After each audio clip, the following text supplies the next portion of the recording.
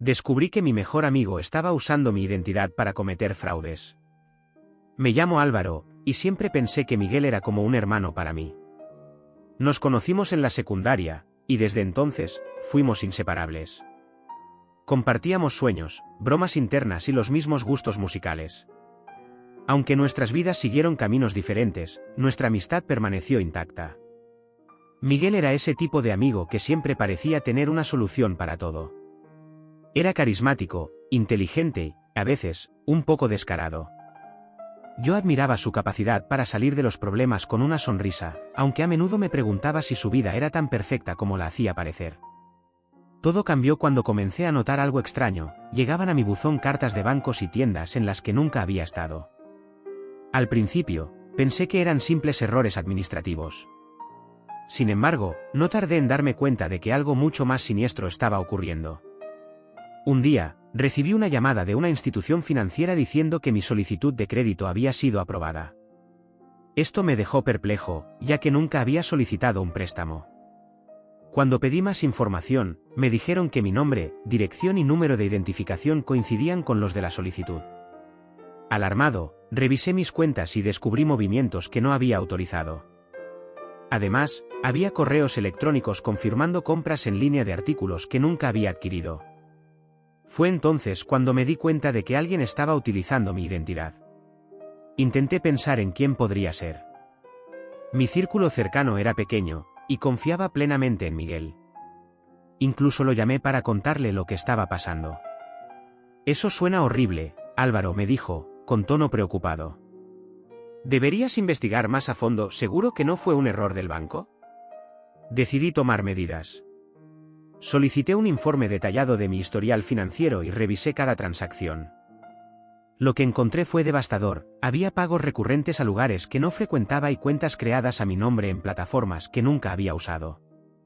Mientras investigaba, me di cuenta de que algunos cargos coincidían con lugares que Miguel solía mencionar en nuestras conversaciones. No quería creerlo, pero la coincidencia era demasiado grande para ignorarla.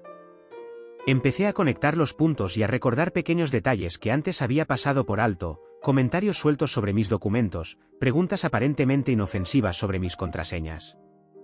Decidí poner a prueba a Miguel. La próxima vez que nos vimos, mencioné casualmente que estaba instalando un sistema de seguridad en mis cuentas bancarias y que las autoridades estaban rastreando las actividades sospechosas. Su reacción fue reveladora. Aunque intentó actuar normal, noté que estaba más callado de lo habitual y que evitaba el contacto visual. Eso suena bien, dijo, forzando una sonrisa. Es mejor estar protegido. Sabía que tenía que descubrir la verdad, pero necesitaba pruebas concretas antes de confrontarlo. Por eso, instalé una alerta en todas mis cuentas para rastrear cualquier actividad inusual en tiempo real. No pasó mucho tiempo antes de que la alerta se activara. Alguien estaba intentando abrir una nueva cuenta bancaria a mi nombre. Cuando investigué más, descubrí que la dirección de contacto asociada con la solicitud era la misma que la de Miguel. El golpe final llegó cuando encontré una copia de mi identificación en un archivo adjunto, con mi foto, pero con el correo electrónico de Miguel. Con las pruebas en la mano, mi mundo comenzó a derrumbarse. Miguel, mi mejor amigo, alguien en quien confié ciegamente, estaba detrás de todo. A pesar de todo, quería creer que había una explicación lógica para sus actos. Tal vez estaba en problemas, tal vez alguien lo había obligado, pero la evidencia era clara. Había estado usando mi identidad para cometer fraudes, y yo era su víctima. Decidí que no podía simplemente confrontarlo sin más. Necesitaba que admitiera lo que había hecho, pero también quería entender por qué lo había hecho. Planeé invitarlo a mi casa para una charla casual y grabar nuestra conversación. Sabía que no sería fácil, pero quería manejar la situación con cuidado. Le envié un mensaje invitándolo a tomar unas cervezas. Claro, hermano, respondió. Hace tiempo que no hablamos bien, me vendrá bien. Cuando llegó, intenté mantener la calma. Hablamos de cosas triviales al principio, trabajo, familia, planes futuros. Pero luego, poco a poco, comencé a guiar la conversación hacia el tema de las finanzas. Le mencioné que seguía investigando los movimientos sospechosos en mis cuentas y que estaba considerando denunciarlo. Miguel se puso tenso, aunque trató de disimular. Bueno, seguro que es un error del banco, dijo, encogiéndose de hombros. Pero algo en su voz delataba su nerviosismo. En un momento, no pude contenerme más. Saqué mi teléfono y le mostré la evidencia, los registros de las cuentas abiertas a mi nombre, las transacciones que coincidían con su ubicación, e incluso la copia de mi identificación que había utilizado. Miguel se quedó pálido. Durante unos segundos, no dijo nada. Luego soltó un suspiro pesado y dijo, «Está bien, lo admito. Fui yo». Mi corazón se hundió. Aunque ya lo sospechaba, escucharlo decirlo en voz alta fue devastador. «¿Por qué, Miguel?», pregunté, intentando mantener la calma. «¿Por qué me hiciste esto?». Miguel comenzó a justificarse. Me contó que había acumulado deudas debido a malas decisiones financieras, y que los acreedores lo estaban presionando. «No sabía qué más hacer, Álvaro», dijo, con un tono que intentaba sonar arrepentido. «Pensé que era algo temporal, que podría pagarlo todo antes de que te dieras cuenta». Intentó apelar a nuestra amistad. «Eres como un hermano para mí», dijo. Sabía que estaba mal, pero pensé que podía arreglarlo. «Nunca quise lastimarte». Sin embargo, sus palabras no me convencieron. No había remordimiento genuino en su voz, solo desesperación porque lo habían descubierto. Le dejé claro que nuestra amistad estaba terminada. «Miguel, no sé si entiendes lo que has hecho», le dije, con la voz temblorosa de rabia y tristeza.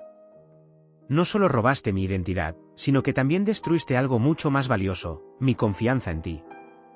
Miguel intentó disculparse una vez más, pero ya no quería escucharlo. Le pedí que se fuera de mi casa y le advertí que iba a tomar medidas legales. Él trató de disuadirme, diciendo que arruinaría su vida si lo hacía, pero yo ya había tomado mi decisión. Esa misma noche, recopilé toda la evidencia y presenté una denuncia formal. Fue un paso difícil, pero sabía que era necesario. Miguel había cruzado una línea, y no podía permitir que se saliera con la suya. Aunque no podía evitar sentirme traicionado, también sentí un alivio al tomar control de la situación. Ya no era la víctima pasiva, ahora estaba enfrentando el problema de frente. Poco después de presentar la denuncia, las autoridades comenzaron a investigar a Miguel. Fue citado para dar su versión de los hechos, y aunque intentó minimizar su responsabilidad, la evidencia era demasiado contundente. Mientras tanto, yo trabajaba con los bancos para asegurarme de que mi historial financiero no sufriera más daños. Mis amigos y familiares comenzaron a enterarse de lo sucedido. Muchos estaban en shock, ya que también conocían a Miguel y nunca habrían imaginado que fuera capaz de algo así. «Es increíble cómo alguien puede usar tu confianza en su contra», me dijo mi madre una noche, tratando de consolarme. Tras la denuncia, las autoridades actuaron rápidamente, y Miguel fue citado a declarar. La evidencia que proporcioné, desde los registros bancarios hasta la copia de mi identificación que él había utilizado, fue suficiente para iniciar un caso sólido en su contra. Pero lo que más me sorprendió fue cómo reaccionó Miguel cuando se dio cuenta de que ya no tenía escapatoria. Antes de que el caso llegara a los tribunales, Miguel intentó acercarse a mí nuevamente. Me envió un mensaje lleno de arrepentimiento: «Álvaro, por favor, no sigas con esto. Perdí la cabeza y cometí errores, pero puedo arreglarlo. Te juro que no volverá a pasar». Al principio, ignoré sus mensajes, pero cuando comenzó a enviarme audios llorando y suplicando, decidí responder. Le dije con claridad: «Miguel, esto ya no está en mis manos. Lo que hiciste destruyó nuestra amistad, y ahora tienes que enfrentar las consecuencias». Le advertí que no intentara contactarme de nuevo, pero eso no lo detuvo. Comenzó a buscar apoyo entre nuestros amigos en común, intentando pintar una versión diferente de los hechos. Algunos me preguntaron si realmente era necesario llevar el caso tan lejos, pero cuando les expliqué todo lo que había hecho, quedó claro que Miguel no tenía justificación. El caso llegó al tribunal, aunque Miguel trató de argumentar que nunca tuvo la intención de hacerme daño, la evidencia era innegable. Fue declarado culpable de fraude y robo de identidad, y se le ordenó pagar una multa significativa, además de enfrentar un periodo de libertad condicional supervisada. Su reputación quedó completamente destrozada. Los amigos que antes lo defendían comenzaron a distanciarse de él, y su familia, aunque intentó apoyarlo, estaba avergonzada de sus acciones. Perdió su empleo y, al no poder mantenerse económicamente, tuvo que mudarse a un pequeño apartamento lejos de la ciudad. Aunque Miguel estaba pagando por lo que había hecho, yo seguía lidiando con el impacto emocional de la traición. La persona que había considerado mi hermano había usado mi confianza como una herramienta para su beneficio. Me preguntaba constantemente cómo había podido ignorar las señales, cómo no me di cuenta de lo que estaba haciendo. Por un tiempo, desconfié incluso de las personas más cercanas a mí. Las amistades ya no se sentían igual, y me costaba abrirme a los demás. Fue un proceso lento, pero comencé a reconstruir mi confianza. Hablar con mi familia y con amigos que realmente me apoyaron fue clave para superar esos sentimientos de inseguridad. Un día, mientras revisaba mis cuentas y me aseguraba de que todo estuviera en orden, me di cuenta de cuánto había aprendido de esta experiencia. Aunque había perdido una amistad que valoraba, también había ganado una comprensión más clara de quién soy y qué tipo de personas merecen estar en mi vida. Miguel intentó justificar sus acciones diciendo que estaba en una situación desesperada, pero la verdad es que todos enfrentamos momentos difíciles. Usar a los demás como una salida no es justificable, y ahora lo entendía mejor que nunca. Decidí mudarme a otro lugar, dejando atrás el departamento donde tantas cosas habían ocurrido.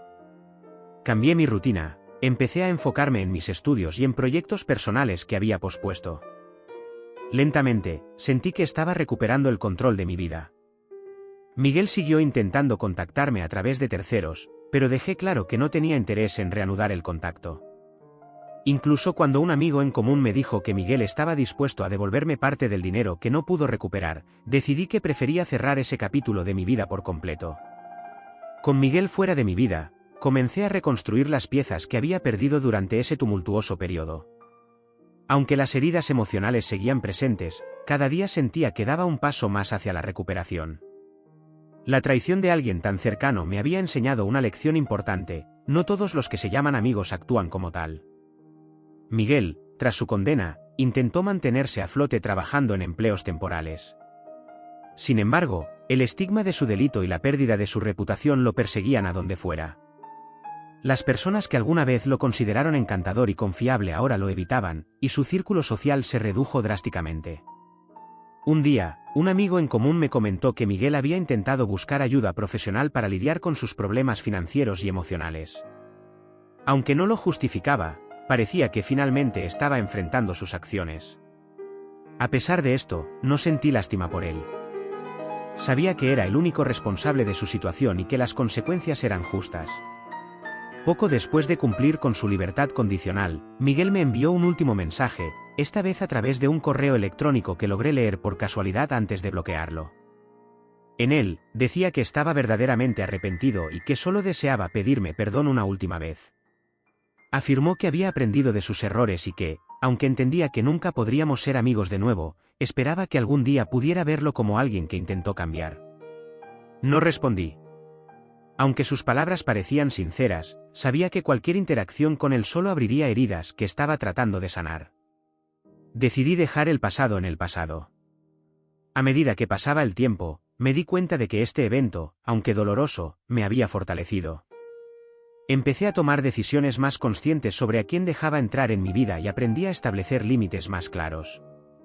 Conocí a nuevas personas que demostraron ser leales y sinceras, y mi confianza en las relaciones comenzó a recuperarse.